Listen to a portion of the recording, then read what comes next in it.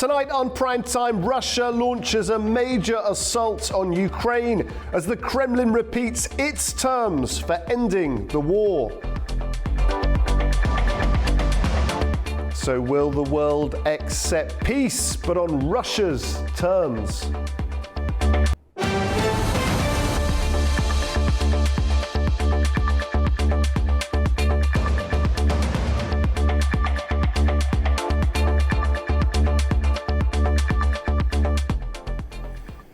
Good evening. Overnight, Russian missile and drone strikes have hit major cities across the country, killing at least 14 people and injuring more than 100 others. Our report now has more. Russia launched one of its largest missile and drone attacks in recent months, striking cities across Ukraine and killing at least 13 people while injuring dozens, including children. The overnight barrage hit Kyiv, Dnipro, Kharkiv and Zaporizhia. Air raid warnings were issued across most of the country as explosions and drone activity continued through the night. In Kyiv, drones and ballistic missiles struck multiple districts. Fires broke out across the capital following the attacks, and part of a 9-story apartment building collapsed. A medical clinic was also damaged. There was such a loud explosion and a flash that lit up everything, and immediately thick grey smoke rose up. I think Russia does not want to end the war. It continues to terrorize Ukraine, kill our people, and destroy our buildings and civilian infrastructure. This is a crime. It is truly a crime. Emergency crews searched through rubble for survivors as blackouts were reported in parts of Kyiv, with residents sheltering in subway stations and underground spaces during the strikes. Dnipro was among the hardest hit areas, with local authorities reporting multiple fatalities and dozens of injuries as rescue teams worked through destroyed buildings to reach those trapped. In Kharkiv, several people, including a child, were injured, while an industrial facility was struck in Zaporizhia. Ukraine's Air Force said Russia launched more than 650 drones and 73 missiles, including ballistic, cruise and anti-ship types, with most intercepted, though some reaching their targets. The attack came after days of heightened tension and warnings of a larger assault. Well, I'm joined now by former diplomat Gustavo de Aristegui, who is in Rabat, Morocco.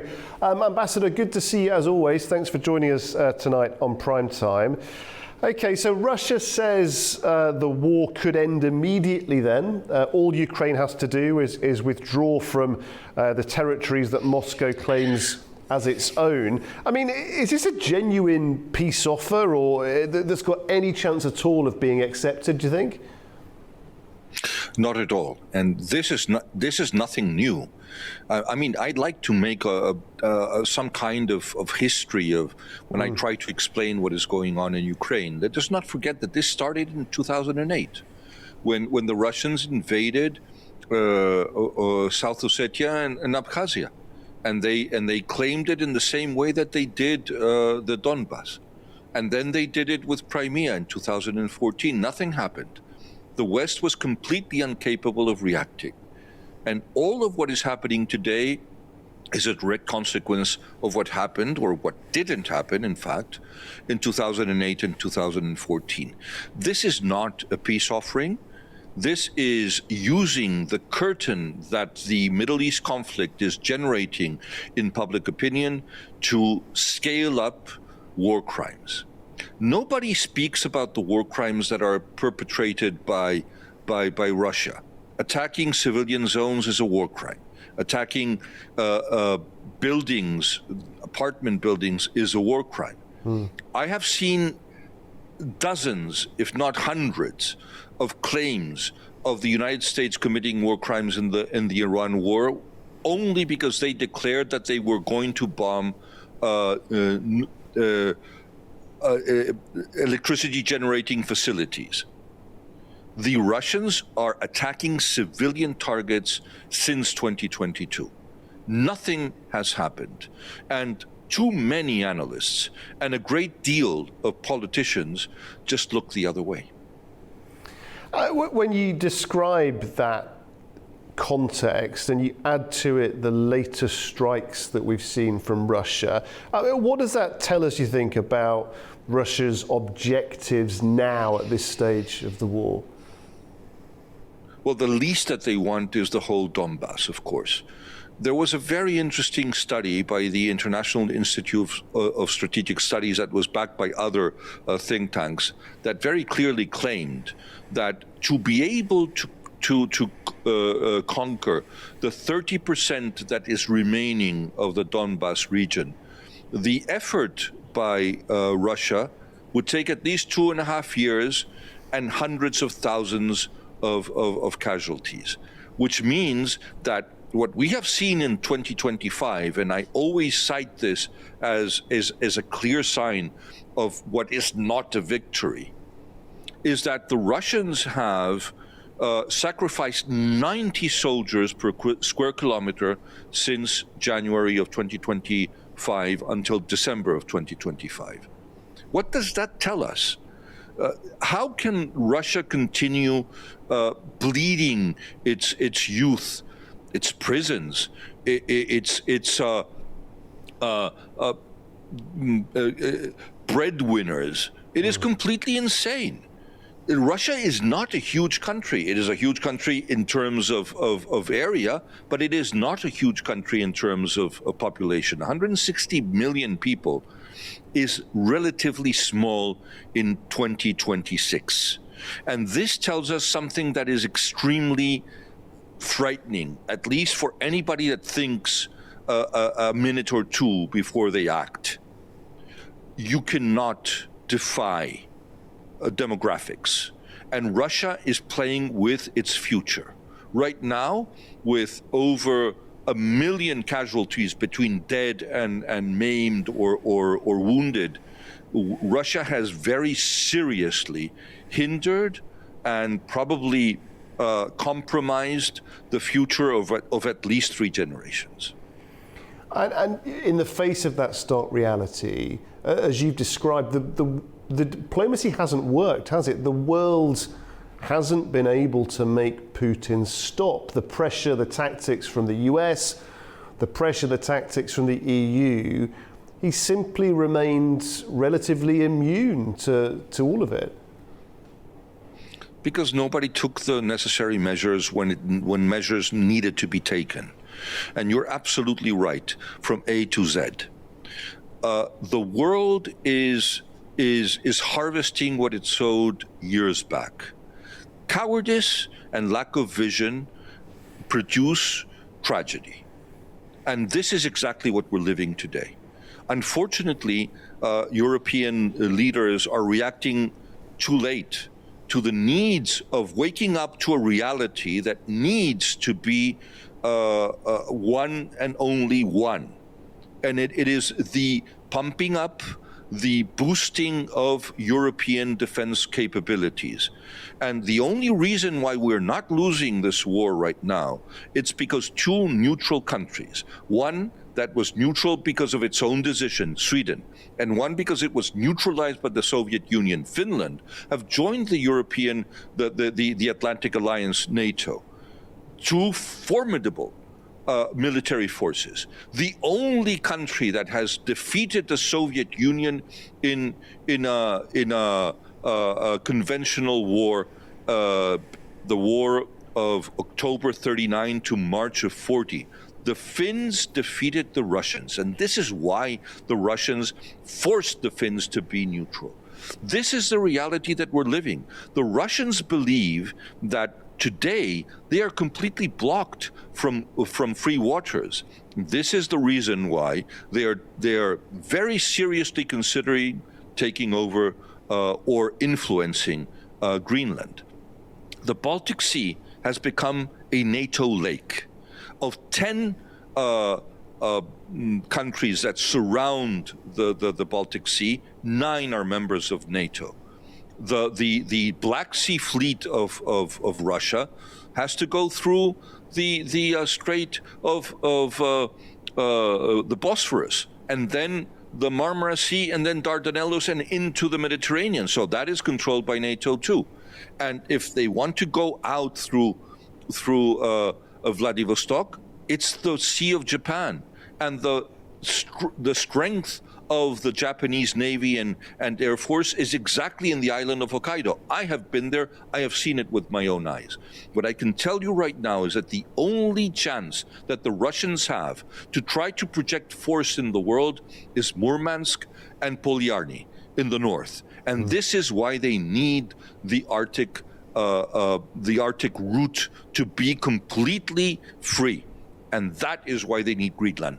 And this is a part of this war. Maybe a lot of people will not understand that Greenland and Ukraine are tied together. They will not understand that the menace and the threat against the Baltic states, Finland, Sweden, Poland, or Moldova are linked together. The tactical alliance between Russia and China has become a strategic one. And this is probably a mistake that the West has made, and we have to live with it. I don't know if we're going to be able to correct it. And all of this, of course, leaves Ukraine continuing to sort of be under this pressure. I mean, where do you see Ukraine at this point? Buoyed slightly by recent European support, buoyed slightly by financial support, nevertheless still under enormous pressure. Where are they at this point, and how long can they hold out, do you think? Let me give you two details that are going to shock you. The first one is that it took years for the European Union to unblock something that was going to be a grant that then became a loan, which was 114 billion euros that became 90 billion euros, and it was blocked by certain countries for years and years and years, because the foreign policy and the security policy require unanimity. And that is one of the biggest weaknesses of the European Union. The other one that I'm going to say is that we have very depleted arsenals, and not because we've used them, but because they are not big enough. The best air-to-air missile in the world is the Meteor. It is a European missile. If we were to go to war, God forbid, with the Russian Federation tomorrow, we would be out of those missiles in less than a week. This should teach us a lesson, a very severe, a very tough, and a very radical lesson. We need to. Ambassador, we got a slight technical hitch just at the end there, but as always, fantastic to hear your analysis. We're very grateful to you indeed. Thank you very much. My pleasure always. Thank you so much. Okay, after the break, we will look at the newly released UK files on Peter Mandelson's US ambassadorship as the case is under fresh political scrutiny. Don't go away.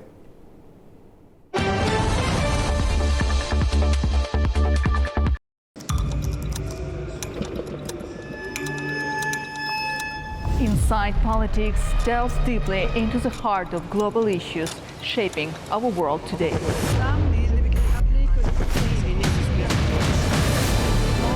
Join me for your go-to source of political analysis from across the region and beyond.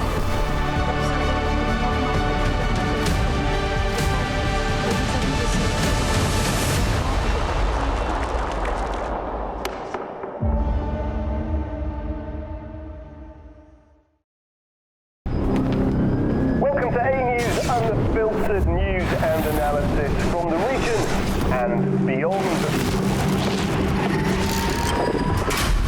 From Washington to Beijing, Tehran to Kabul, to Tbilisi to Tashkent. Hello, I'm Jay. That challenges. Today is the third. We're with you 24/7, taking you live to the front lines of the day's biggest stories. Welcome to Gabon. High Candy. One important note. To fears. I'm here. Azerbaijan and Armenia. Hello, we are reporting. 8th of November.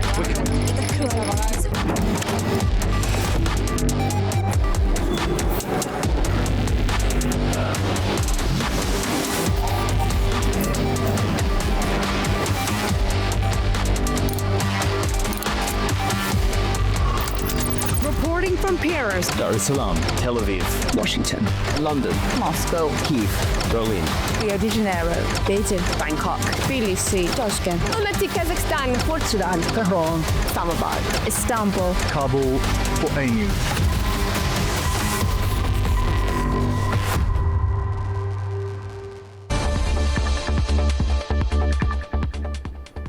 A warm welcome back wherever you're watching Primetime. UK Prime Minister Keir Starmer has hosted his weekly cabinet meeting shortly after fresh revelations of how divided his government really is. His administration was forced to publish a series of documents showing communications between cabinet ministers, officials and the former UK ambassador to the US. And it's also led to questions about how Keir Starmer handles messaging from his own personal phone, as Ollie Barrett reports for A News Now from London.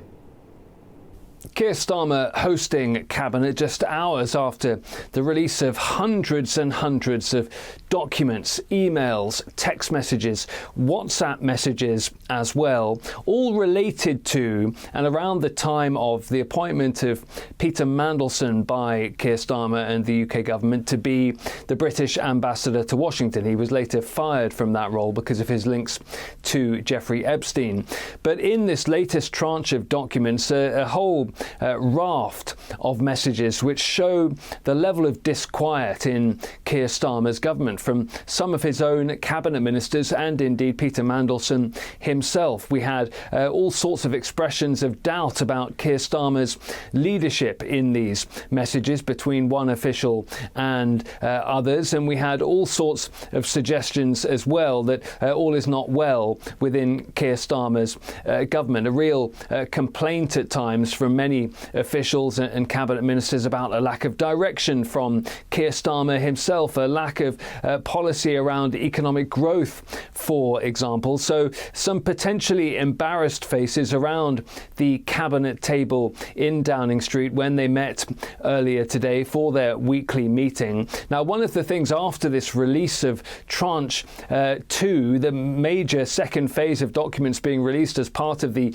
House of Commons mechanism that was used to trigger it by the government. One of the things that the opposition Conservatives have been saying is that they are surprised by how little Keir Starmer himself and his communications with his ministers and officials have actually featured. That had led to some accusations of a cover-up. Perhaps some of Keir Starmer's messages were being redacted in a way that they shouldn't be. The government denied that all along, but now we have heard after the cabinet meeting from the Prime Minister's official spokesperson, and he says that Keir Starmer has his WhatsApp messages set to disappear, and the government is saying that that is perfectly normal and proper as long as it doesn't interfere with regular note-keeping and record-taking that would go along with government rules in this regard. But that will lead to some raised eyebrows among some opposition politicians who do feel that some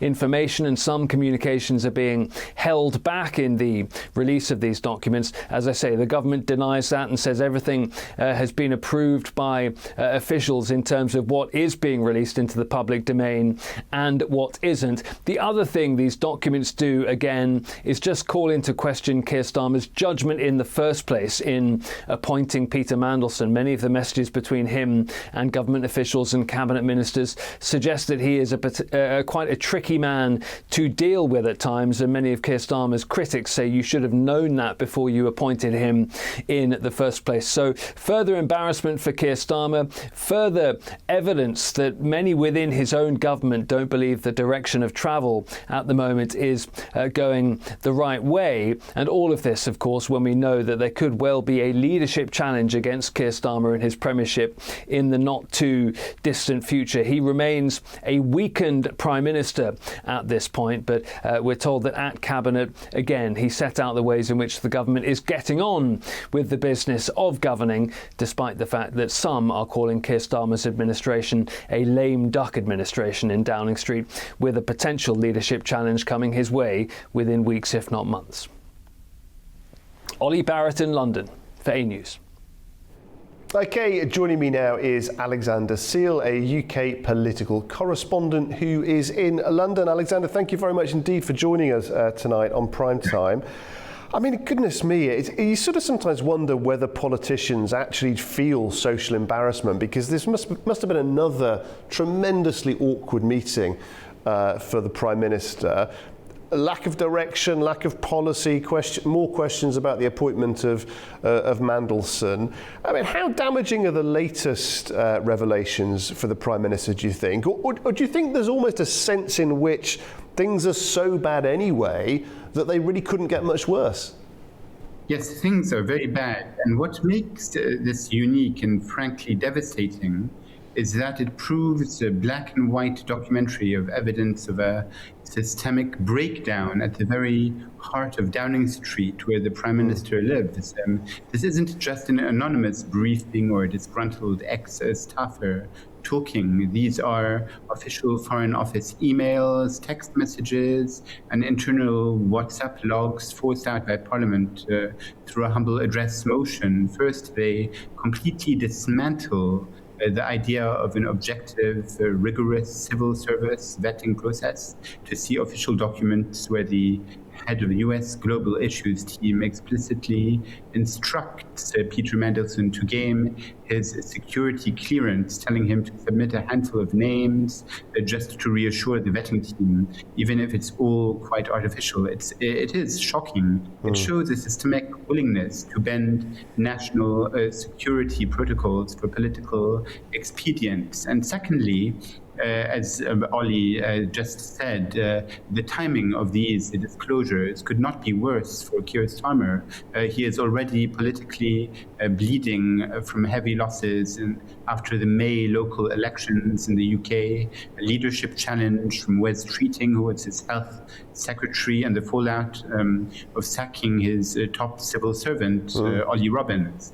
These papers expose a toxic, paranoid culture within Labour. Seeing Mandelson describes Starmer's inner circle as beleaguered and bereft, and labouring the government's policy output is rubbish in, rubbish out, confirms what critics have said for months, that the Prime Minister's operation has lost its narrative and is being consumed by a crisis of its own making. Yeah, it's very interesting. And I also wonder what the general public, Alexander, make of this reliance on WhatsApp messages to govern. I mean, in the one sense, I guess people will be tolerant to the idea that it's not 1950 anymore. You know, you have to have real-time access to information to communicate with a wide range of different people. But this idea that the more senior you are, you just sort of you flick a switch and you have your messages disappear. And don't worry about it because, you know, there'll be official logs and things. I think most people looking at that would say, well, no, that means that we don't know the majority of the conversations that are taking place. Yes, absolutely. And they reveal a party that is deeply fractured, ideologically adrift, and suffering from a profound crisis of confidence. The WhatsApp logs read less like a functioning government administration and more like a corporate battlefield. We see Lord Mandelson acting as an aggressive parallel power broker immediately after the July 2024 election win. He was using his leverage to lobby ministers on behalf of his private firm, a global council, effectively trying to dictate government policy from the outside. But the ideological fractures are what will worry number 10 the most. Yes. We see private admissions from senior figures like Pat McFadden agreeing with Tony Blair that Ed Miliband's flagship net zero policies are doomed to fail. We also see Mandelson mocking West treating as pathetic and going through a midlife crisis. He even told Number 10 not to say anything disobliging about Nigel Farage following a newspaper story. So this tells us that behind Keir Starmer's public facade of unity, there are multiple competing factions and operating independently. It paints a picture of a prime minister who was not feared by his subordinates, but rather managed, criticized, and in Mandelson's own words, urged to behave in a more Trumpian, risk-taking and daredevil way, because the public is crying out for an actual leadership. Yeah, and against the backdrop of all of that, Alexander, you've still got this shadow of Epstein sort of re-evoked with Mandelson that it just seems impossible for Starmer to shake off. And these sort of legalistic justifications just don't seem to cut it in the face of such a strong, emotive situation as the Epstein saga.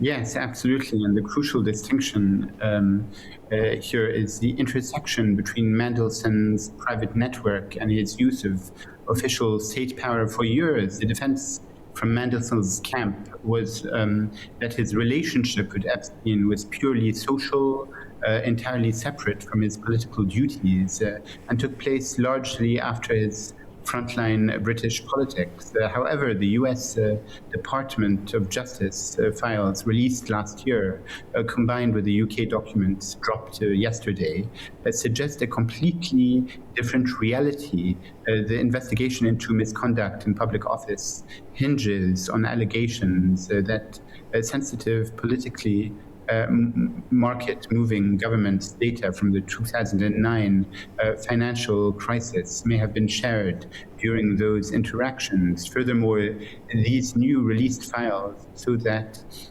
even before he officially passed his security clearance in early 2025 to become UK ambassador to Washington, Mandelson was being granted access to highly classified material. An aide explicitly warned MI6 that Mandelson was a rather unique case, viewing high classification documents on a case-by-case basis before his vetting was complete. Do you think, Alexander, there's any sense in which if Starmer had not taken the risk on Mandelson, that he potentially could be in a much better position today and may not be facing what looks like the beginning of the end of his leadership?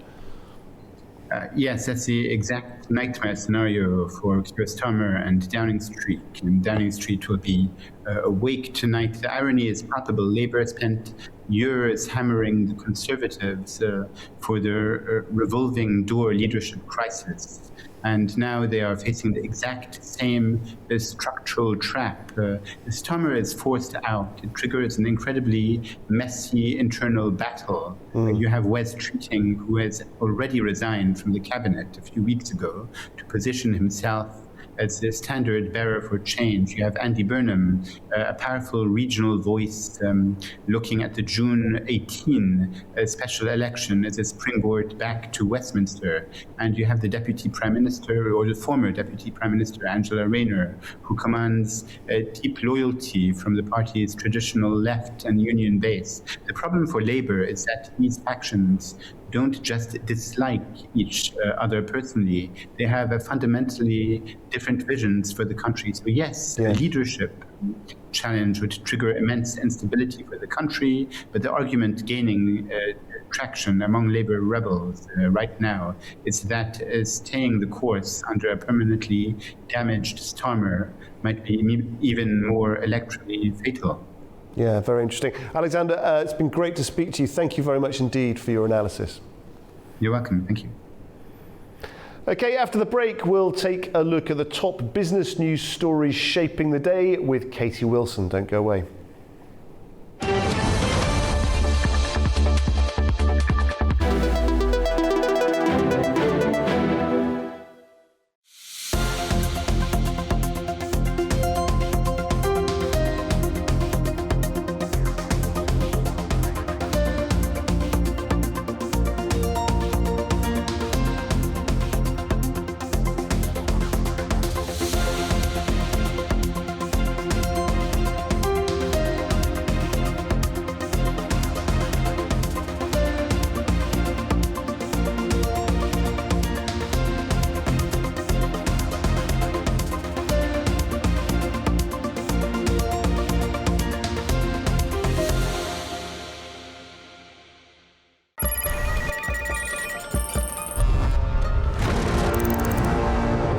On World Business, we meet the boardroom leaders making market-moving decisions. And find out how leaders are dealing with continuous technological disruption.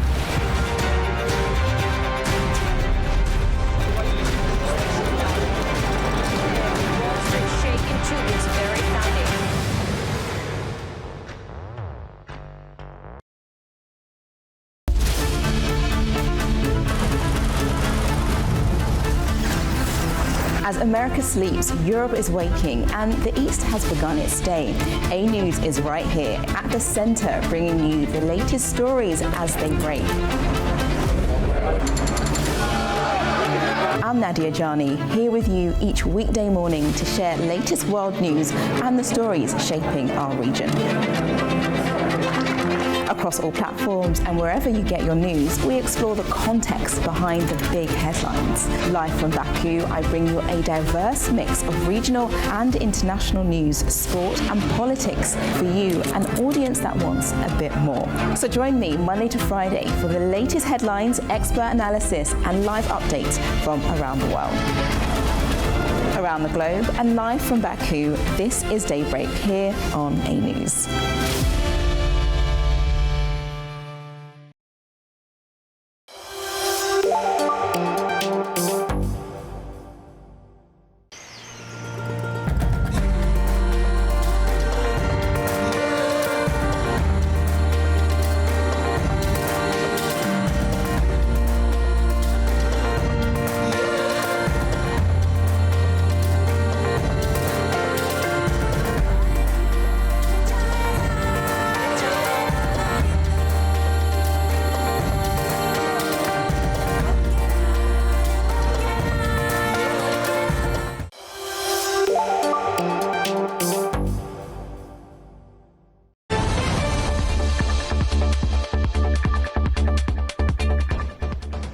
Welcome back. You're watching Primetime. Now, Katie Wilson has joined us to bring us the very latest business news stories. Katie, what have you got on your agenda tonight? Yes, so there's a development in the trade tensions between Europe and the US.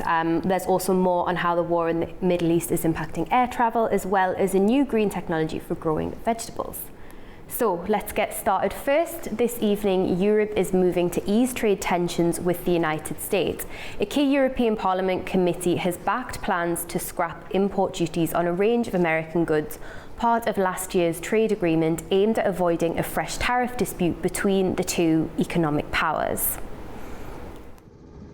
A European Parliament committee voted overwhelmingly on Tuesday to remove EU import duties on many US goods.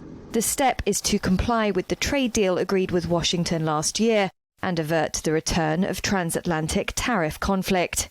Under the deal struck last July, the EU agreed to remove import duties on US industrial goods and grant preferential access to US farm and seafood produce, while accepting US tariffs of 15% on most EU goods.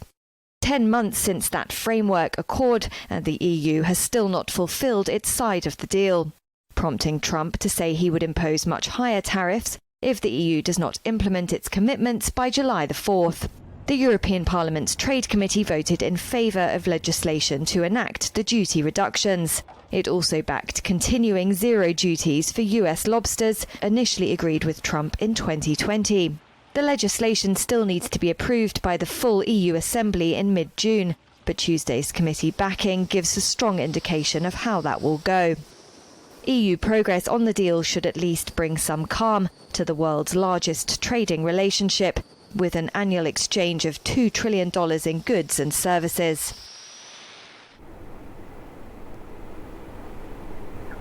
Airlines are increasingly returning to Syrian airspace after years of avoiding it during the country's civil war. New figures show flight traffic soaring as carriers seek alternative routes around conflict-hit parts of the Middle East, creating an unexpected source of revenue for Syria's new government. Syria recorded nearly 12,000 aircraft transits in May as regional airlines rerouted around airspace disrupted by conflict in the Middle East and back into skies that most carriers had avoided for more than a decade. Overflights in May were about 375% higher than in the same month last year. Syria's airspace was a no-go zone throughout the 14-year civil war that ended with the ousting of President Bashar al-Assad in 2024. The turnaround is potentially lucrative for Syria. It increased the fees it charges airlines earlier this year. Based on a flat fee of $499 per flight introduced by Syria's new government, last month's traffic could have generated as much as $5.9 billion in overflight revenue. The General Authority for Civil Aviation declined to comment on revenue potential and the new fees. Airlines were forced to reassess Syria after US and Israeli airstrikes began the Iran war in February, and the airspace over Iraq and the Gulf that airlines previously relied upon was shut during March. A ceasefire led to the reopening of airspace in April, but according to flight tracking services, the majority of flights to Europe from Dubai and Doha have since crossed central Syria rather than Iraq. Flying over Syria cuts journey times and fuel costs as airlines try to lessen the impact of the surge in international oil prices. While staying in the airline industry, shares in EasyJet jumped after a US investment firm revealed it was considering a possible takeover bid.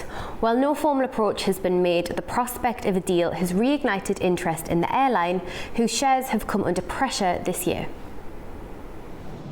EasyJet shares rose as much as 12% in Monday morning trade. It was after the British budget airline said it would consider any Castle Lake takeover proposal, while calling the US investment firm's timing highly opportunistic. Castle Lake said on Friday it was in the early stages of considering a possible bid for EasyJet, but no approach has been made to its board, and there can be no certainty an offer will be made. It has until June the 26th to make a firm bid or walk away. EasyJet responded on Monday by saying it would assess any potential offer if one was made, noting that its stock price is depressed by the Iran war and regulatory and other challenges. EasyJet's Monday share rise valued the airline at around $4.5 billion. As of Friday, its stock had fallen over 22% so far this year. While analysts say Castle Lake had the financial firepower to bid for EasyJet, a full takeover was unlikely because of European and British regulatory restrictions. Castle Lake said separately on Monday it held a stake of just over 2.1% in EasyJet.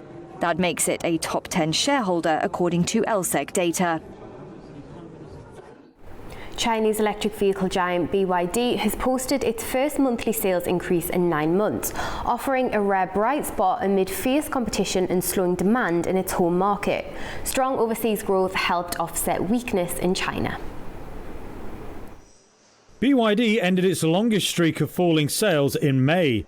That was despite weakening demand in its home Chinese market and growing competition.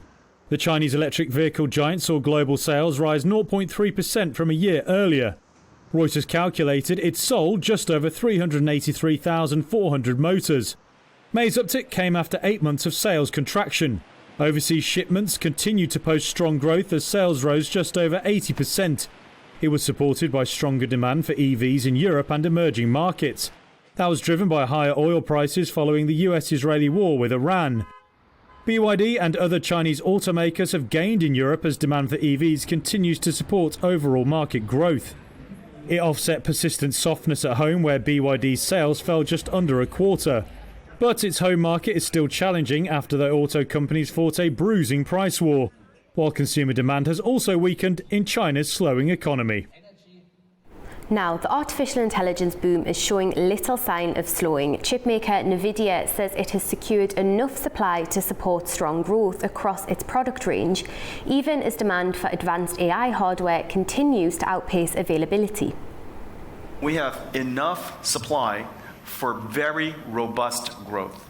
NVIDIA CEO Jensen Huang said Tuesday that his company has secured enough supply to support strong growth. The comments come as demand for chips surges amid the AI boom. And Huang says it's true for both the graphics chips and NVIDIA's new central processing units. We've secured supply for very robust growth of all of those systems.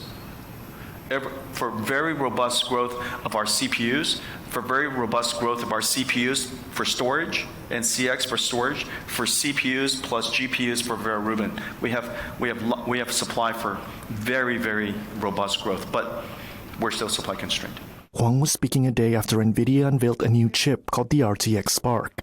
It's designed to bring advanced AI capabilities to personal computers. Set to launch in the fall, the product will put NVIDIA in direct competition with AMD, Intel, and Apple. Huang said the RTX Spark is part of the firm's partnership with Microsoft to reinvent the PC for the AI era. He was speaking during the week-long Computex tech event in Taiwan, where he was born. Taiwan is such an incredible strategic partner for the United States because Taiwan is investing in the ecosystem, the manufacturing in the United States. If you look at TSMC and Amkor and Spill and Wistron and Foxconn, the amount of investment they've put into the United States so that the global supply chain could be as diversified and resilient, redundant as possible is incredible. Huang said NVIDIA's Vera data center CPUs will be even more popular than its GPUs because of their key role in processing information. And finally, a British tech company is hoping to bring the farm a little closer to home. Home Harvest says its new smart farm device can grow fresh herbs and salads right on your kitchen counter in days, offering a high-tech way to cut food waste and put homegrown produce on the menu. This small countertop fridge could help change how consumers get their greens. Instead of running out to the grocery store, British technology company Home Harvest says their Smart Farms unit allows you to grow your own food at home in as little as 8 days. You shut the door and the rest is taken care of, and they grow. Home Harvest co-founder Hedley Alott explains how it works. So inside the Smart Farm, you've got a computer-controlled environment where we control the temperature, the humidity, and the lighting. All you have to do is add water, and we've created these amazing seed mats. And these mats contain all of the seeds that somebody needs for different crops, and they simply put the mat inside the unit as if you were putting a coffee capsule in a machine.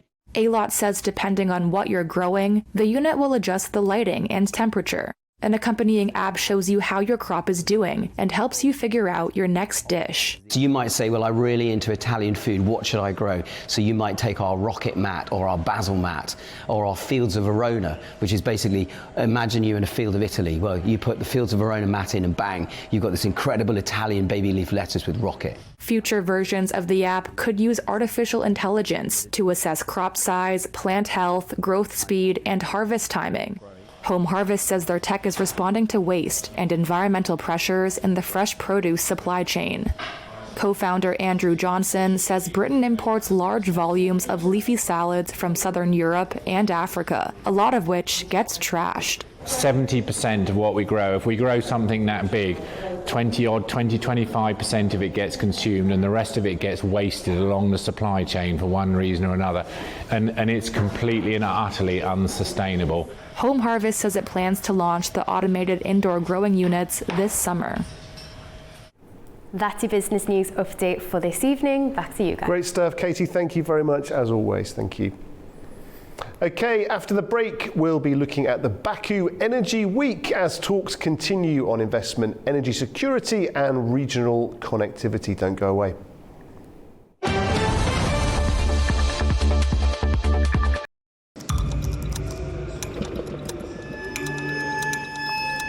Inside Politics delves deeply into the heart of global issues shaping our world today.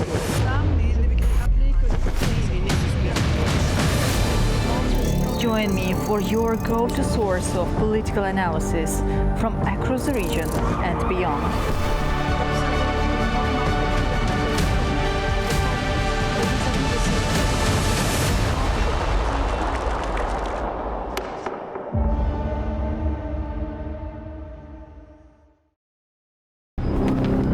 Welcome to A News, unfiltered news and analysis from the region and beyond.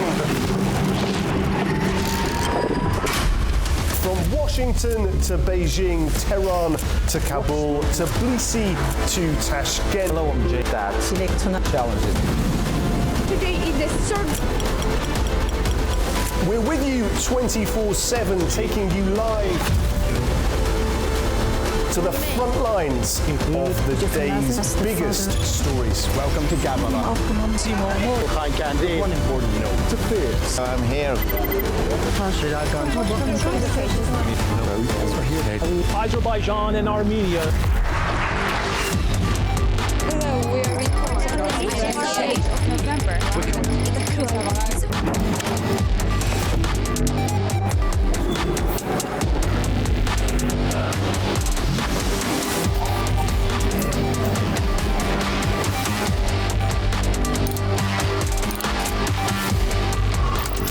Reporting from Paris, Dar es Salaam, Tel Aviv, Washington, London, Moscow, Kyiv, Berlin, Rio de Janeiro, Beijing, Bangkok, Tbilisi, Tashkent, Almaty, Kazakhstan, Port Sudan, Tehran, Islamabad, Istanbul, Kabul, Port Emu.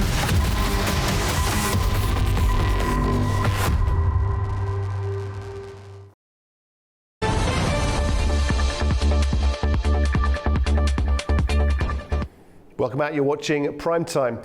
Deal-making, investment and energy security are dominating the agenda in Baku as international companies and policymakers gather for a second day of talks on the future of energy and regional connectivity. Gulcin Hojalieva reports. Energy security, investment and international cooperation are in focus as Baku Energy Week continues in its second day with a packed program of industry discussions and business engagement. At the Baku Expo Center, energy companies and technology providers are showcasing developments in oil and gas production, low carbon solutions and energy infrastructure. The Caspian Oil and Gas and Caspian Power exhibitions remain key platforms for networking, deal making and presenting technologies aimed at improving efficiency and sustainability. Thematic discussions also continue, including a panel on the Southern Gas Corridor and its role in regional energy security and supply diversification. Experts are examining the use of digital tools, automation and modern engineering in field development projects, while another session highlights the North, South and Middle Corridor routes and their growing importance for regional trade, logistics and energy connectivity. Europe needs alternative supply, and Norway is already supplying gas at close to full capacity. The problem, of course, Europe can import more LNG, but we've seen how volatile the global market is at this time. Prices are high. There is a global shortage of LNG because of a crisis in the Middle East. So it does need to. It can't do everything. If it does remain committed to phasing out Russian gas, it needs an alternative supply, and Azerbaijan has the gas, it has the capacity to send more, it just needs the long-term commitments. Beyond the formal sessions, the day is marked by ongoing business meetings and informal negotiations between Azerbaijan's energy institutions, international partners and major global companies active in the Caspian region. As the program progresses, attention remains on strengthening cooperation, expanding infrastructure and adapting to shifting global energy demands, with Baku reinforcing its position as a regional hub for energy policy, investment and industrial development. Gulcin Hojalieva, Avaz Hajiev, A News. Well, joining me now is Akbar Novruz, geopolitical analyst in Baku, Azerbaijan. Mr. Novruz, thank you very much indeed for joining us on Prime Time. Is this shift away from relying on a single energy source or a market a sign of changing global energy order, do you think? Greetings, Guy, and good evening, first of all. And in regards to the question, of course, absolutely.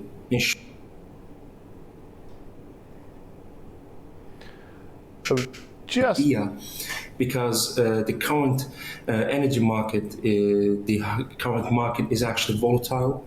And the three simultaneous disruptions, Hormuz, the Red Sea, and the Russian gas phase out, have forced every major consumer to ask this simple question that whatever happens when our supplier actually gets disrupted, and who else can actually supply us at the end of the day?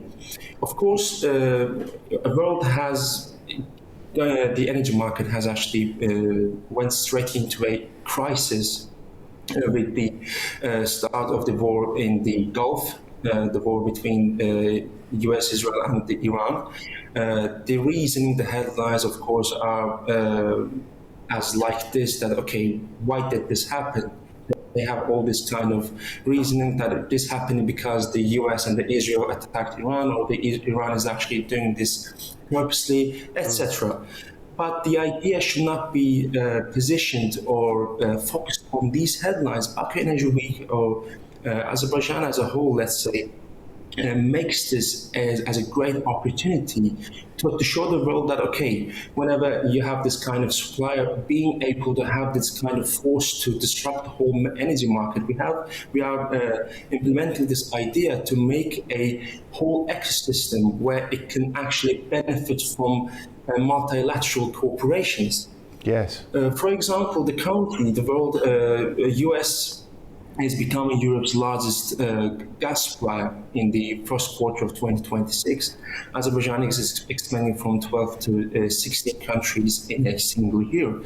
And with the addition of United Arab Emirates company ADNOC buying into the Southern Gas Corridor is a great addition. So these are the illustration, demonstration to show that, okay, we have this kind of diversification in terms of the supply chain, and whenever that happens, whenever it is actually feasible or in the production idea, this gives the energy market to relax and not shift away or drift into a crisis mode, which is the current idea as a whole that is happening. Yeah, ecosystems, corporations, sources of power, all shifting, aren't they? How significant is the emergence of the D8 energy cooperation, do you think, in reshaping traditional energy alliances and influence as well? Perhaps, in my opinion, D8 cooperation as a whole has always been underappreciated for a simple reason.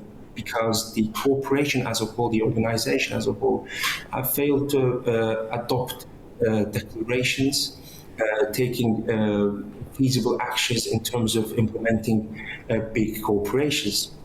We have a great inclusion of countries, which includes Turkey, Pakistan, Iran, Bangladesh, Nigeria, Egypt, Malaysia and Indonesia, and of course with the inclusion of Azerbaijan, adds a great significance to the cooperation. It actually represents a great and substantial share of the world's oil and gas reserves, especially with the inclusion of Iran as well. If I'm not mistaken, today actually during the Baku Energy Week, during the meeting of Baku Declaration of Energy Cooperation was actually adopted, and the charter of the D8 Energy and Climate Center was presented at the event, which is a significant step towards implementing a cooperation inside the organization, which has actually never happened before. That is a great point that I would like to emphasize on. And what is actually changing in the idea of implementing this cooperation is that these countries are increasingly structuring the energy deals among themselves to ease out as I mentioned, the crisis, energy markets crisis as a whole. And Azerbaijan, at the center of this cooperation, acts as a great initiator, let's say, because it has energy partnerships with the European Union, with the US, and we're also being embedded into the Organization of Turkic States and Middle Corridor, which is a great contrast between the European Union and US stance on the eastern side of the map. This actually gives a great significance on the Global South. The Global South, of course, is currently standing on its feet. This could be written or oriented or, let's say, interpreted as an idea that, okay, this cooperation is rising. As much as this cooperation deepens, it actually adds a big contrast to the Western engagement. And hopefully, and perhaps I personally think this is not as some sort of a contract to the European Union as a whole. It's more of a cooperation as an organization to reshape the traditional energy alliances as a whole, in my opinion.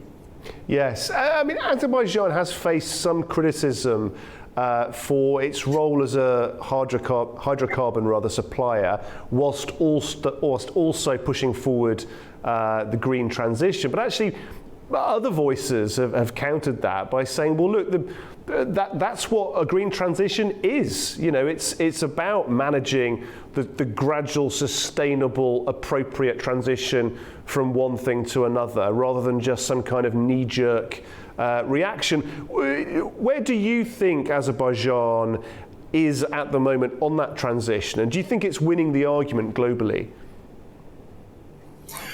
Perhaps winning this argument currently is quite difficult, because there should be certain projects that are currently implemented and benefited from. So the idea of winning this argument is more of a, let's say, medium or to long-term period. Perhaps Azerbaijan, of course, as the two objectives are not in the tension of the way that European commentators often assume. On the Western media outlets, we always saw, as you mentioned as well, that while Azerbaijan is a country, a major hydrocarbon supplier, Azerbaijan's economy is around more than 80% dependent on the hydrocarbons, etc. How this country is possible to engage with itself within the green transition? Perhaps the green transition and the hydrocarbons are actually at this day and age for Azerbaijan in its own strategy is the same strategy. And perhaps the production numbers that has been unveiled this week reinforces this idea even further. As I said, it's actually deep gas and Akşener Phase 2 and Shah Deniz. These are investments from the past and in supply growth that runs to 2030 and beyond. Meanwhile, Azerbaijan has this idea of implementing reaching the number of the 8 gigawatt renewable target by 2032.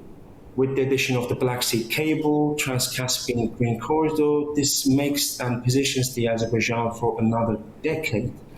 So we have this kind of meeting point at the end of the day from the investments from the past, which includes the hydrocarbon investments, and perhaps the countries should not be judged for having this kind of natural resources or oils. And well, Azerbaijan is actually using those revenues in terms of implementing the country into a renewable future.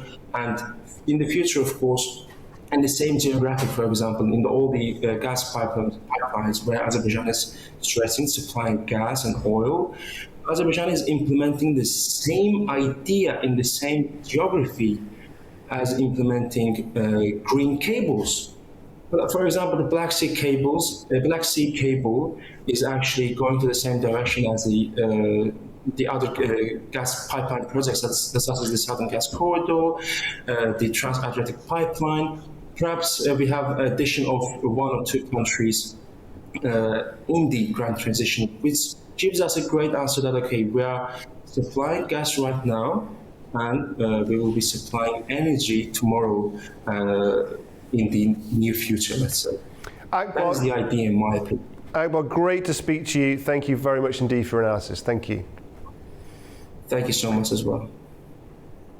Okay, after the break, we'll look at the rare US-China military talks in Hawaii aimed at reducing the risk of incidents in the Indo-Pacific. Don't go away.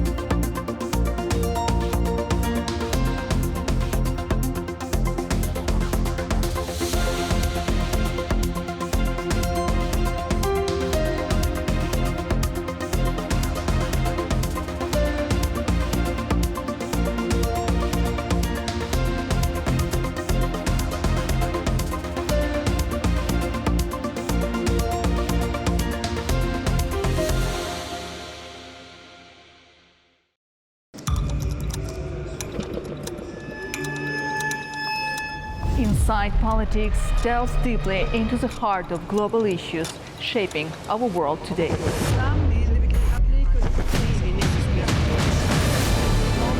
Join me for your go-to source of political analysis from across the region and beyond.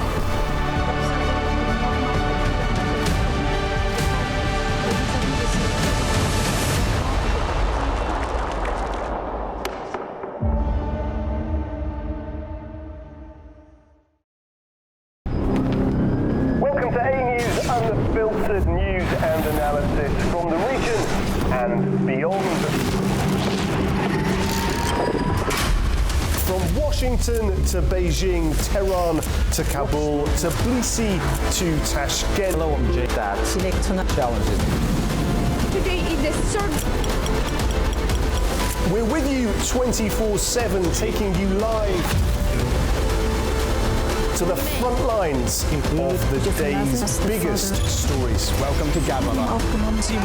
Hi, Gandhi. One important note to fears. I'm here. Azerbaijan and Armenia. Hello, we are recording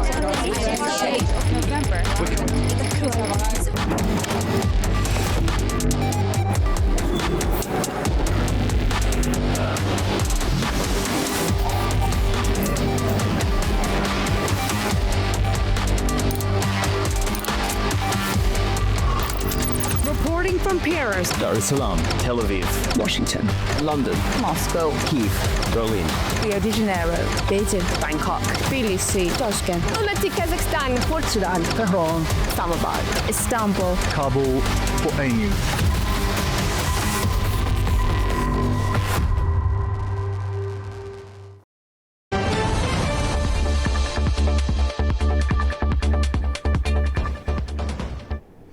Welcome back to Primetime.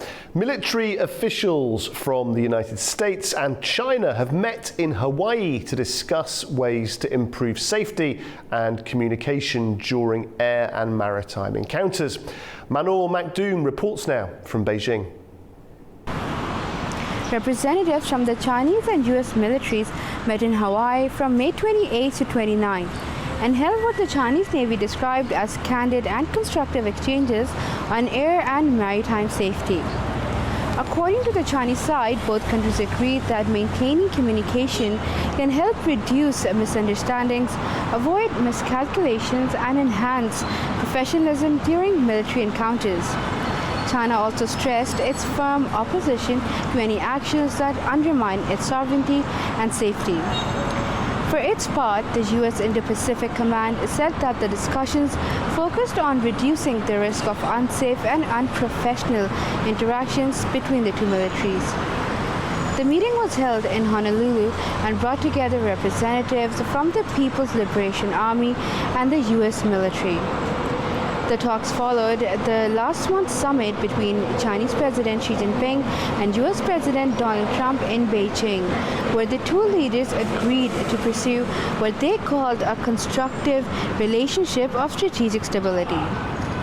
Analysts say that the agreement could help establish clearer boundaries for managing competition and preventing crisis.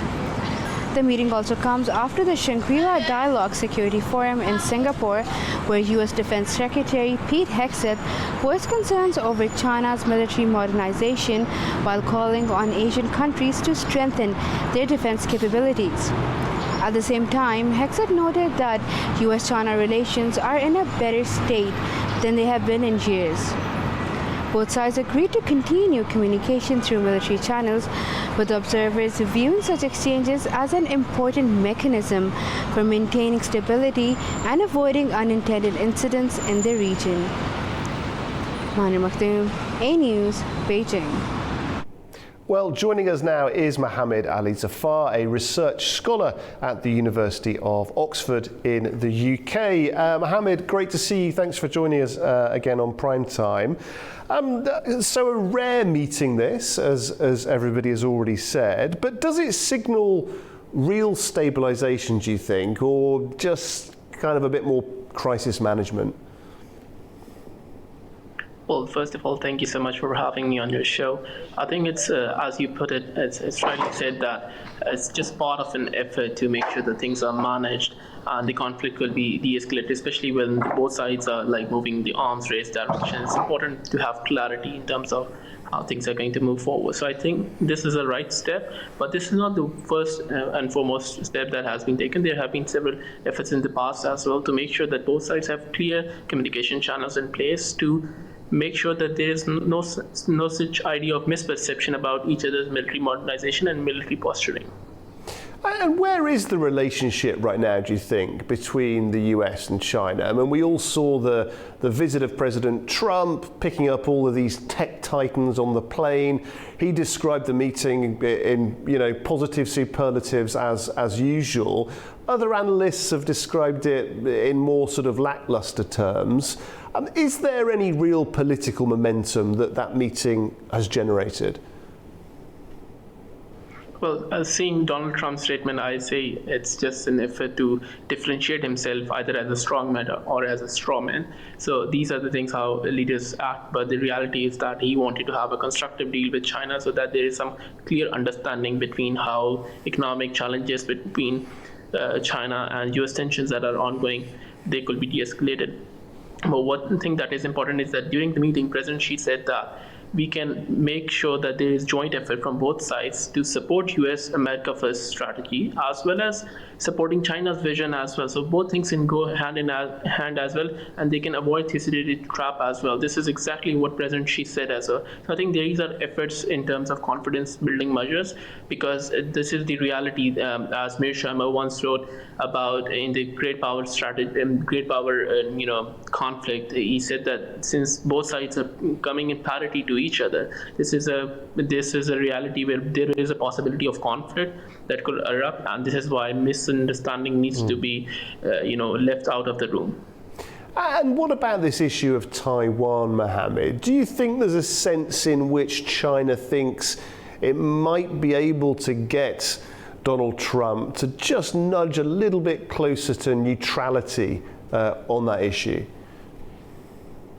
Well, this is the most pressing concern as well, because Taiwan question is, as per China, is part of its internal, issue, and it sees it as its core part. But for the US, it's part of supporting its ally. So the reality is that the one thing what we can see is that after the meeting between President Xi and Donald Trump, recently Pete Hegseth at Shangri-La Dialogue, he refrained from giving any statement regarding Taiwan. And when he was asked about US defense deal to Taiwan, he said that this is a decision for the president to take. So this shows as if there is some effort to water down this whole conflict and keep that thing aside and first focus on the trade war between US and China, which is really important for Trump to get a good deal out of China. One of the things that's attracted a lot of interest is these safety protocols. Some people suggesting, well, the very fact you're drawing up safety protocols must mean that you're expecting conflict. Do you think we're starting to think about conflict in a different way? Do you think that these two superpowers, may expect occasional skirmishes between them and are sort of designing systems in order to deal with that?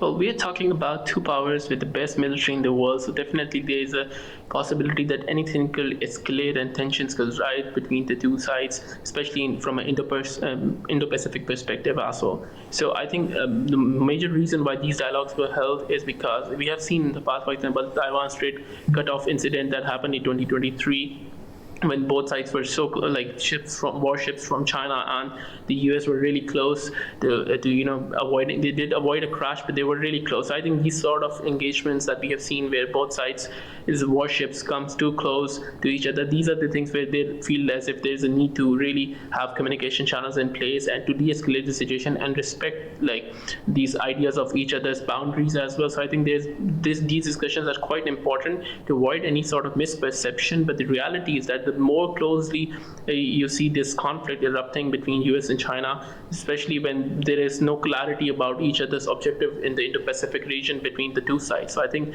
things will only boil up in the coming era. And do you think in the medium term, Mohammed, that things will, as you put it, boil up? Or do you think that actually these two superpowers will find a way to coexist, compete in a way that happens without conflict? I mean, President Xi will be there for a very long time. President Trump will be there for at least another couple of years. Are you hopeful? Do you have a positive prognosis about the stability of these two superpowers going forward? Well, this is a really million-dollar question for me to answer because I think seeing both sides coming so close, and now we are seeing conflict. We have seen in past rivalry between states, great powers competing with each other. There's several scores of record about it, but the reality is that these are now nuclear-powered great powers. So the conflict will really, obviously, it will not erupt out of nowhere, but there's a possibility of it that remains always in the room as well. But I think in the recent times, what we will be witnessing is more effort by China to cater to the needs of the US as well, but still continue with its journey, which it did with the current trajectory that it has. Mohammed, always great to speak to you. Thank you so much for your analysis. Thank you. Thank you. Okay, after the break, Turkey is pushing its role as a mediator in Gaza as ceasefire talks remain under strain. Don't go away.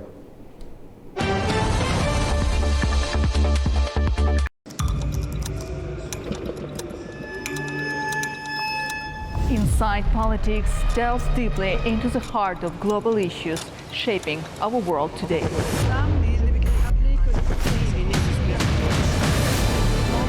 Join me for your go-to source of political analysis from across the region and beyond.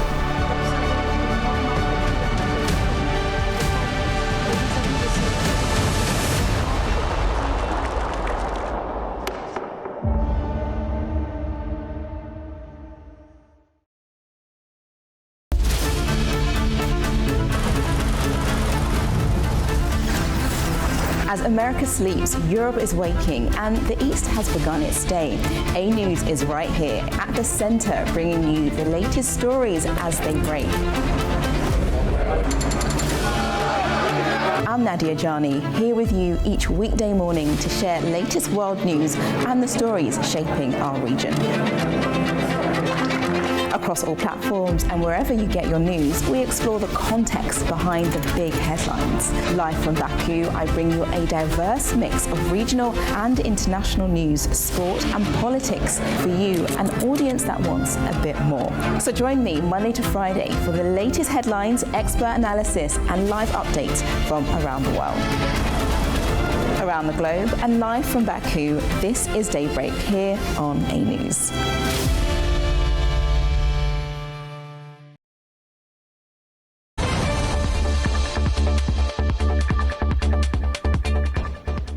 Welcome back to Primetime. Good to have you with us this evening.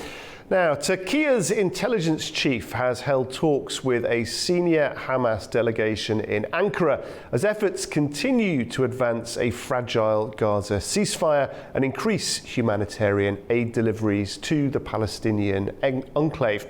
Now, the meeting comes amid renewed fighting in Gaza and growing international concern over the future of ceasefire talks. Our correspondent Adam Morrow reports now from Istanbul. Turkey is continuing its diplomatic engagement on the Gaza file, with its national intelligence chief Ibrahim Kalin holding talks in Ankara on Monday with a senior Hamas delegation. According to Turkish security sources, Kalin met Hamas Shura Council Chairman Mohammed Derwish and members of the group's political bureau to discuss the next phase of the Gaza ceasefire process. At the meeting, Hamas officials said they were complying with the ceasefire terms and briefed Kalin on what they described as Israeli violations to the agreement. The two sides also discussed Israeli military actions in Gaza during the recent Eid al-Adha holiday.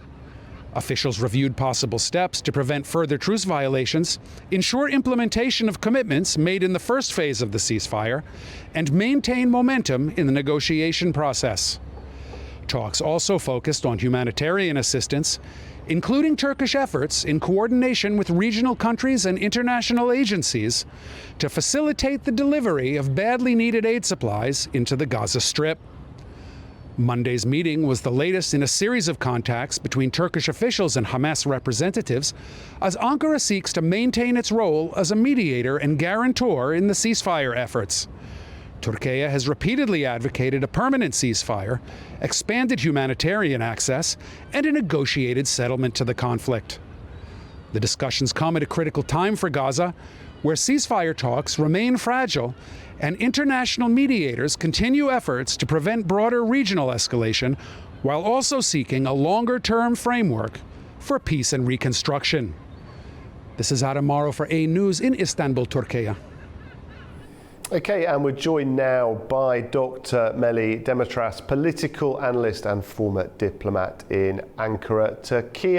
Dr. Demirtaş, great to have you with us on Primetime. Good to see you as always. Okay, a fragile situation, as Adam was describing. Turkey obviously has a lot of power, a lot of skill diplomatically. Turkey's intelligence chief meeting Hamas in Ankara. How should we interpret this? Is it a sign of effective mediation, a normal mediation process, or is it more kind of sort of back channel diplomacy? Good evening. Thank you, Mr. Shone, once again for having me. Because this critical process, this is not a one-time issue for Turkish foreign policy, as you all followed maybe from the beginning, the first day of this crisis. Turkey is always on the field. Turkey is always between these actors. I mean, it struggled to make something different. I mean, something different maybe compared to some realpolitik understanding, compared to some military solutions, hard politics, what we are calling, I mean, as international relations scholars, because these tactics really took many lives, took many civilians, and really it destroyed many infrastructures still, although you showed in your pictures, in your news sections. Yes, the first days of Eid, I mean, or Bayram, it's very holy, of course, days and period for Islamic world. We really believe that something can be done, I think, for the region, both in Palestinian issue, of course, in Lebanon, and of course, for Iranian case. But still, the conflict's gone, and conflict not came to an end, unfortunately, despite of these holidays. And still, Israel's action and very important, maybe, days of the Islamic world, still, they took some civilian lives on the field, I mean, Palestine, also in Lebanon. And Turkey, I think, just after this the Bayram days, maybe also invited these important officials, maybe from the Hamas side, maybe to symbolize, as you said, this back-channel diplomacy, first of all. But the process is also going on, because we must not forget that Mr. Trump and the so-called Board of Peace, I say so-called because Israel's violations still going on, and the technocratic committee, I mean, the second phase and the other phases cannot continue because of these violations of Israel. And still, this back-channel diplomacy pursued and still maintained by some actors like Turkey, also Egypt.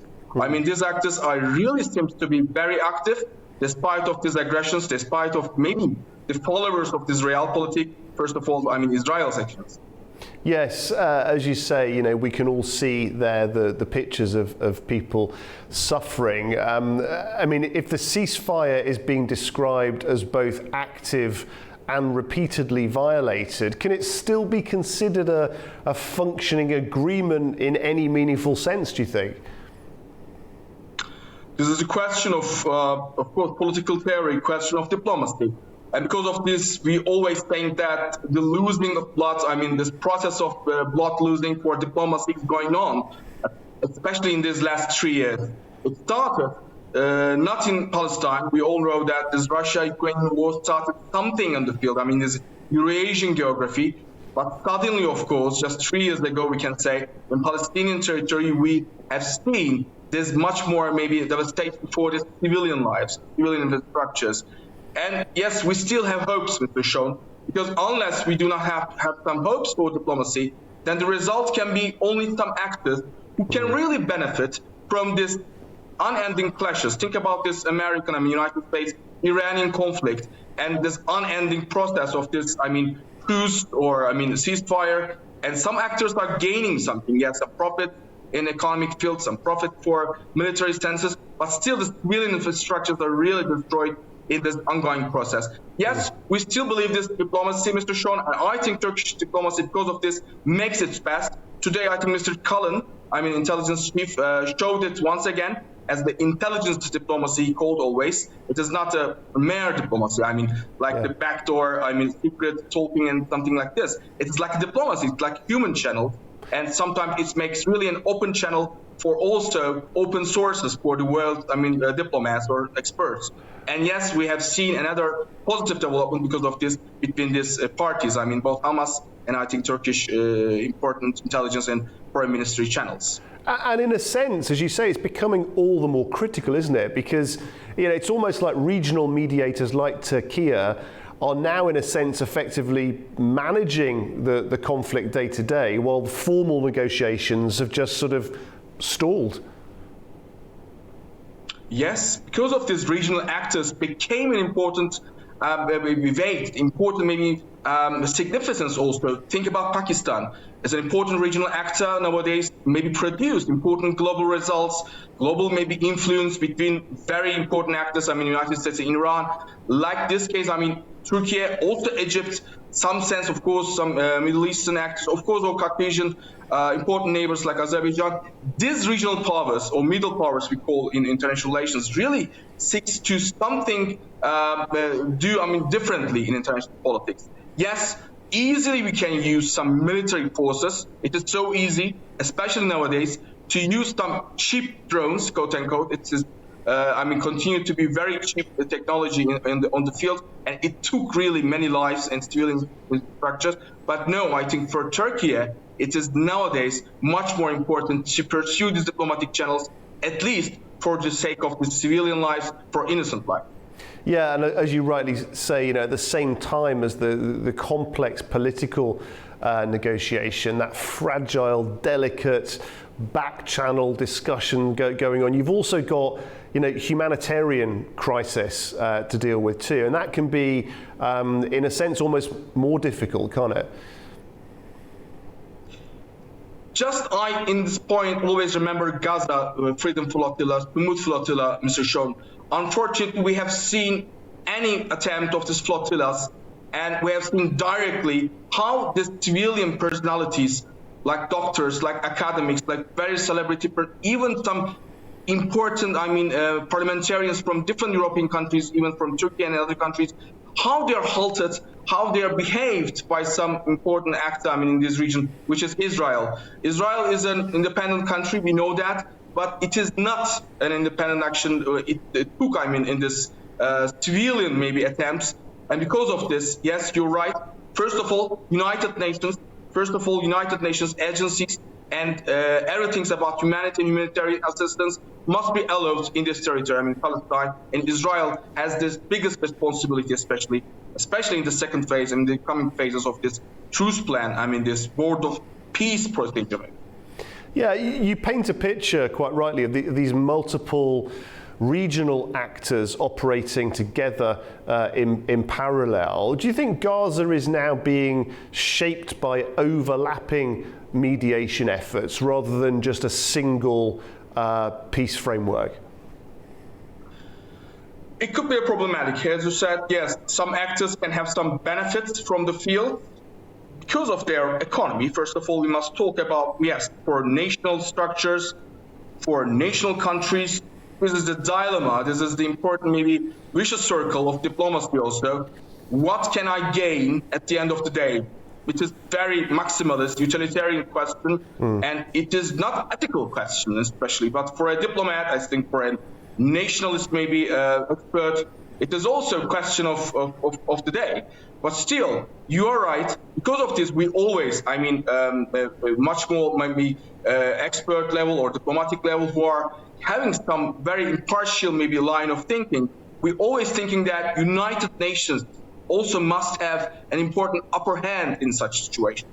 Because of this, think about this process.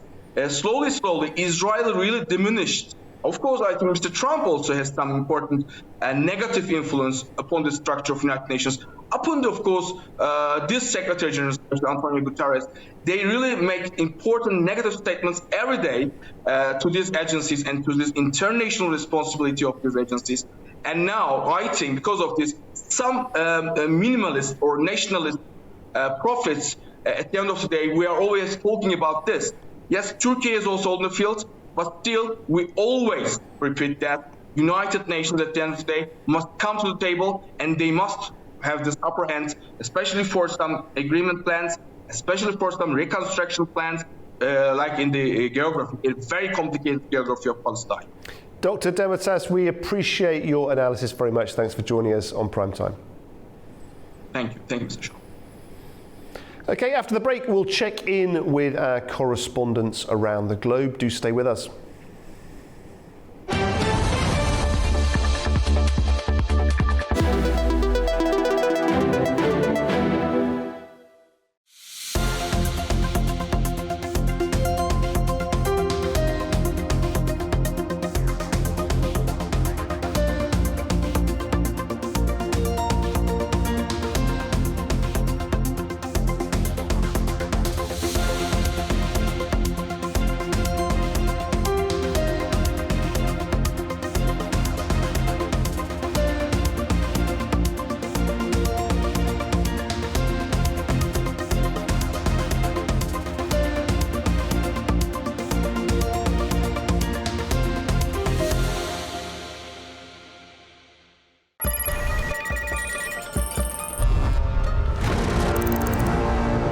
On World Business, we meet the boardroom leaders making market-moving decisions. And find out how leaders are dealing with continuous technological disruption.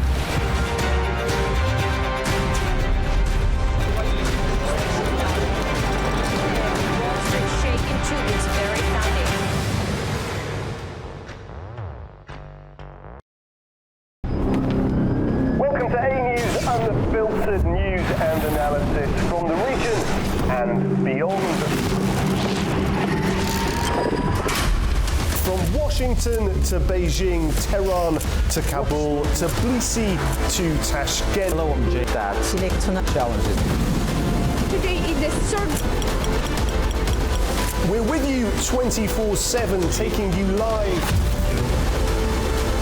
to the front lines of the day's biggest stories. Welcome to Gabon. Hi, Candy. One important note to Fierce. I'm here.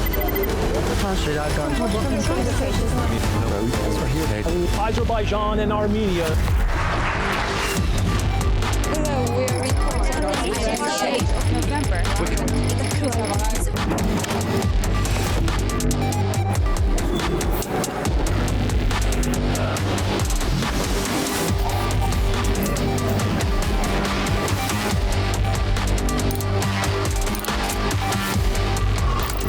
Reporting from Paris, Dar es Salaam, Tel Aviv, Washington, London, Moscow, Kyiv, Berlin, Rio de Janeiro, Beijing, Bangkok, Tbilisi, Tashkent, Almaty, Kazakhstan, Port Sudan, Tehran, Islamabad, Istanbul, Kabul, Port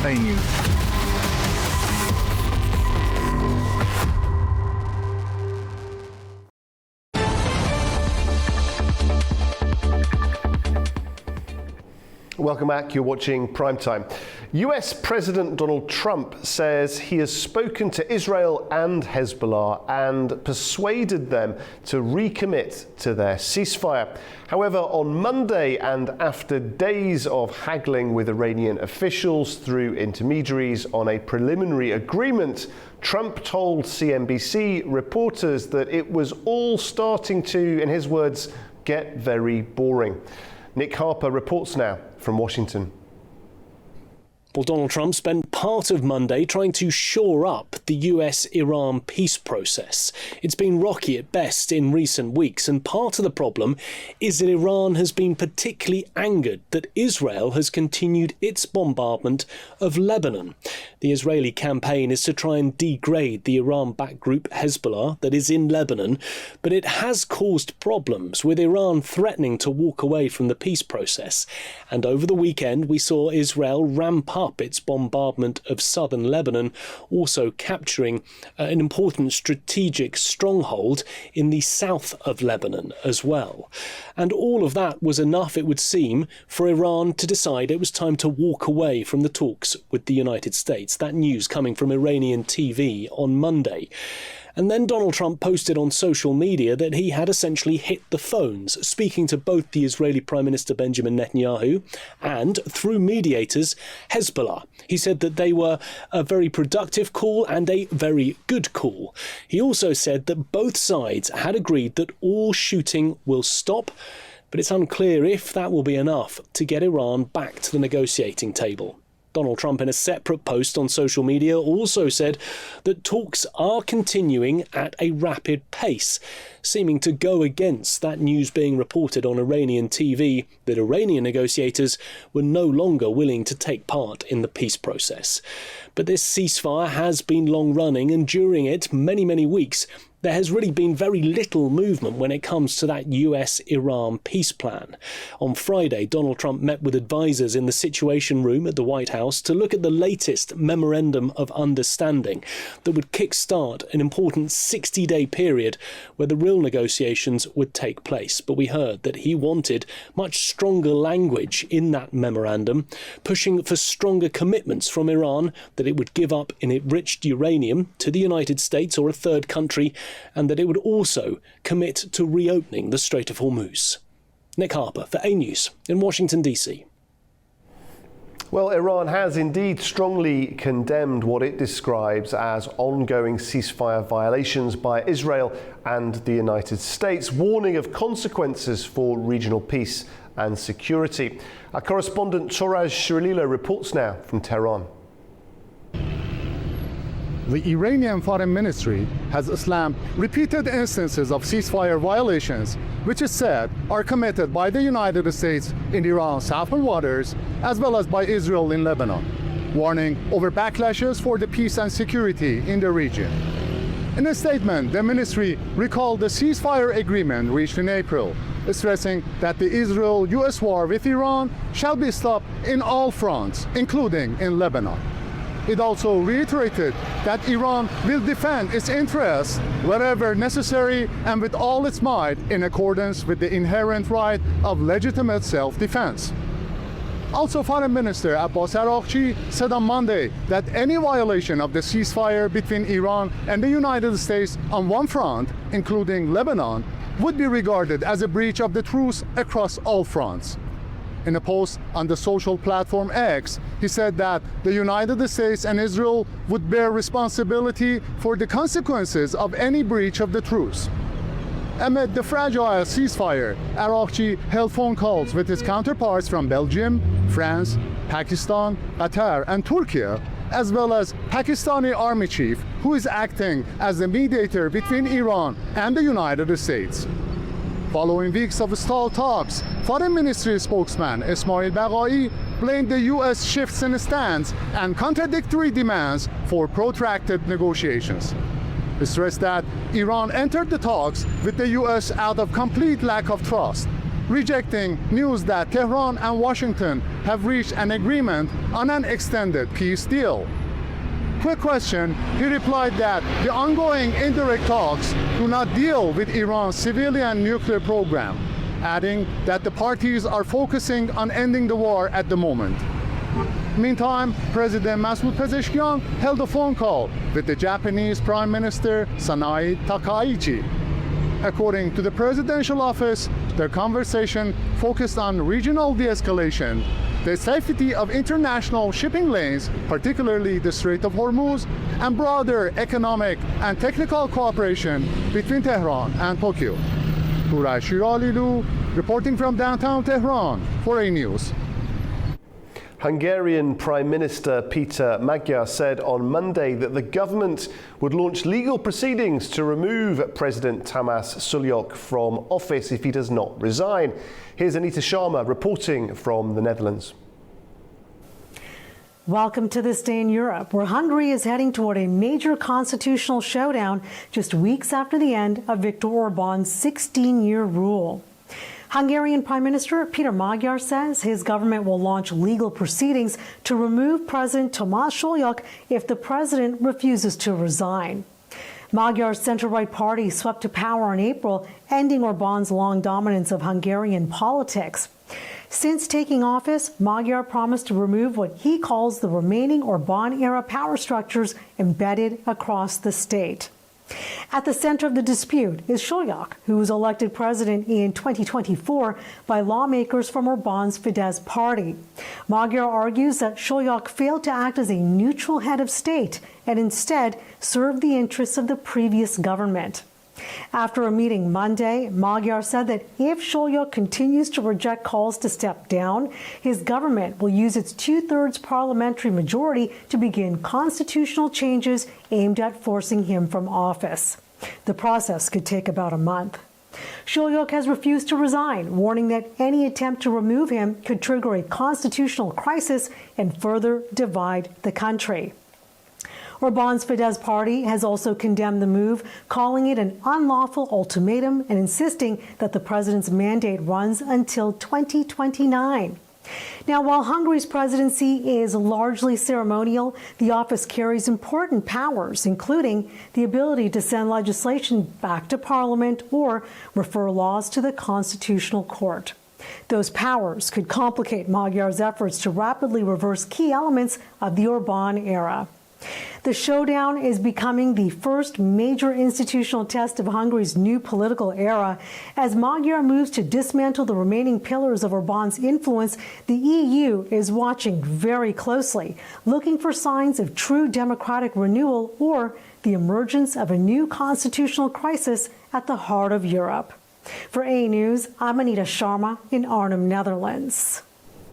China says it is continuing efforts to help ease tensions between Afghanistan and Pakistan through diplomacy. Beijing's special envoy for Afghanistan has met Pakistan's special representative for Afghanistan in Islamabad as talks continue under the China facilitated Urumqi process. Our correspondent Tamim Bahis reports now from Kabul. China's special envoy for Afghanistan, Guy Shone, has said he met Pakistan's special representative for Afghanistan, Mohammad Sadiq, in Islamabad. According to Shone, the two sides held constructive discussions on the Urumqi process, which involved Afghanistan and Pakistan and is being facilitated by China. The talks come at a time when efforts are continuing to resolve tensions between Kabul and Islamabad. On Sunday, the deputy spokesperson of Afghanistan said the door to dialogue with Pakistan remains open. He added that efforts to address differences through diplomacy are still ongoing. The meeting in Islamabad is being seen as part of wider regional efforts to encourage communication between Afghanistan and Pakistan. China has been playing a facilitating role in the process with the aim of supporting dialogue and reducing tensions between the two neighboring countries. For now, Afghan officials say they remain open to talks while diplomatic engagement through regional channels continues. Tamim Bahis in Kabul, A News. The Baku-Tbilisi Kars Railway has officially entered a new phase following a major modernisation project. The upgraded line was commissioned today at a ceremony in southern Georgia. Officials from Georgia, Azerbaijan and Turkey say the project significantly increases freight capacity and strengthens the Middle Corridor, the trade route linking Asia and Europe through the South Caucasus. Our correspondent reports now from Georgia. We are here in a Halkalaki where representatives of Georgia, Azerbaijan and Turkey gathered to mark the commissioning of the modernized Baku-Tbilisi Kars Railway. The project is considered one of the most important transport infrastructure links in the South Caucasus and a key component of the Middle Corridor connecting China, Central Asia and Europe. According to Azerbaijan Railways, modernization works on the Georgian section have increased the railway's annual freight transport capacity from 1 million to 5 million tons. The project included the rehabilitation of railway stations, bridges, power systems and logistics infrastructure, as well as the construction of new rail segments and supporting facilities. Addressing the event, Georgian Prime Minister Irakli Qabakhidze and Economy Minister Mariam Kreushvili thanked Azerbaijan's Minister of Digital Development and Transport Rashad Nabiev for the close cooperation between the two countries throughout the project. Officials described the railway as an example of successful regional partnership. This project, along with others, is the best demonstration of how closely our three countries cooperate with one another. This is a strategic partnership and a close friendship that binds us together. Of course, in the future, Georgia will continue to place great emphasis on implementing joint projects and deepening relations with both Azerbaijan and Turkey. This remains one of our top priorities.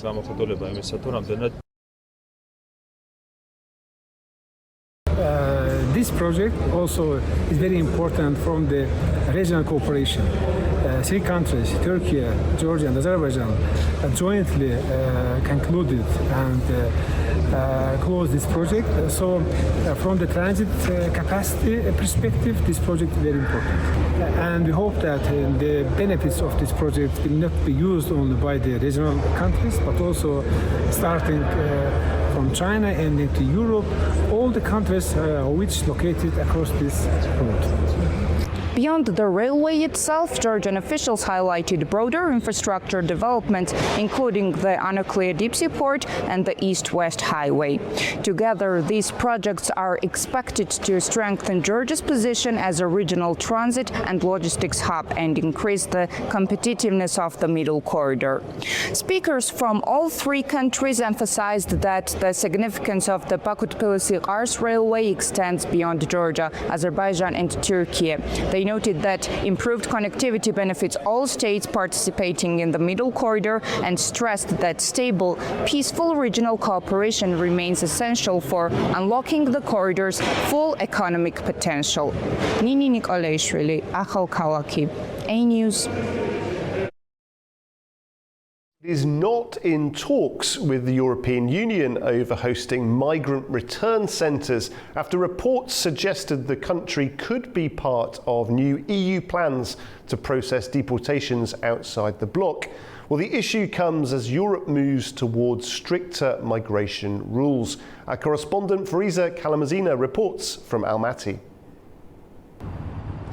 Kazakhstan is not holding negotiations with the European Union on hosting migrant centers for people ordered to leave the EU. This was stated by Kazakhstan's Foreign Ministry spokesperson Yerlan Zhitebayev following reports in European media suggesting that the country was being considered as one of the locations for so-called return centers. Earlier, Politico, citing an anonymous European diplomat, reported that the European Union was exploring possible cooperation with third countries to host migrants whose asylum applications had been rejected or who had been ordered to leave EU territory. Kazakhstan and Uzbekistan were mentioned among the potential partners. Kazakhstan's foreign ministry says contacts with the European side do exist, but they concern a different issue. The talks are focused on easing visa rules for Kazakh citizens and are linked to a readmission agreement. Under that system, countries take back their own citizens if they are found to be staying abroad illegally. Meanwhile, the idea of moving part of the EU migration system outside the bloc is gaining political momentum in Europe. EU lawmakers have already agreed on new rules allowing member states to establish special return centers in third countries for people whose asylum applications have been rejected or who have been ordered to leave the bloc. EU officials say the initiative is needed to strengthen migration control. According to the European Commission, only around 20% of people ordered to leave the EU actually do so. This comes despite a 26% drop in irregular arrivals last year, reaching the lowest level since 2021. The new approach has already drawn criticism from human rights organizations, which warn of possible abuses and risks to human rights. However, several European countries, including the Netherlands, Germany, Denmark, Austria and Greece, are already exploring similar mechanisms. Fariza Kalimurzina, Almaty, A News. And finally tonight, Central Asia's biggest environmental gathering is underway in Samarkand, bringing together thousands of delegates focused on climate, water and sustainability. Well, the exhibition is also driving new regional partnerships. Our correspondent Seville Rajapova has the details. The International Environmental Exhibition EcoExpo Central Asia 2026 has officially opened in Samarkand. Organizers expect around 10,000 local and international participants this year. More than 68 pavilions are showcasing environmental technologies, green products and innovative solutions, while over 50 forums, presentations and side events are being held throughout the exhibition. Our Central Asian region must unite and is already uniting in matters of ecology and environmental protection. As we know, environmental challenges do not recognize borders, which means that no country can solve them alone. One of the key outcomes of the first day came during a discussion dedicated to the Aral Sea region. The National Committee on Ecology and Climate Change, the Ministry of Water Resources and the Ministry of Agriculture signed a concept plan for integrated water resource management in the lower Amu Darya basin. The document aims to improve water efficiency, strengthen environmental sustainability and support climate adaptation efforts in the region. Like if we take Central Asia, the intensity of this heating or the climate change is double the global trends. So that's why we live in an arid region. We have some intensifying factors like Aral Sea, sun and dust storms. It is a big issue, but another major side event marked the launch of a new global environment facility funded project aimed at establishing Uzbekistan's national biosafety system in line with the Cartagena Protocol on biosafety. The initiative is expected to strengthen biodiversity protection and improve the country's environmental governance framework. And we're actually inaugurating or launching a big regional project this week with Uzbekistan and all of its Central Asian neighbors, helping to tackle the common challenges associated with land and water management in the Sir Darya and the Amu Darya river basins. The exhibition also featured discussions on Uzbek-Japanese cooperation in climate resilience, water management and green hydrogen technologies, as well as the presentation of Uzbekistan's fourth Environmental Performance Review, prepared by the United Nations Economic Commission for Europe. EcoExpo Central Asia 2026 is expected to strengthen international environmental partnerships, attract investment into green projects and support sustainable development initiatives across the region. It is Seville Rajapova reporting from Samarkand, Uzbekistan, A News. Well, that brings us to the end of Prime Time for this evening. Please do join us tomorrow night for plenty more news and analysis. And from all of us here at A News, thanks for watching.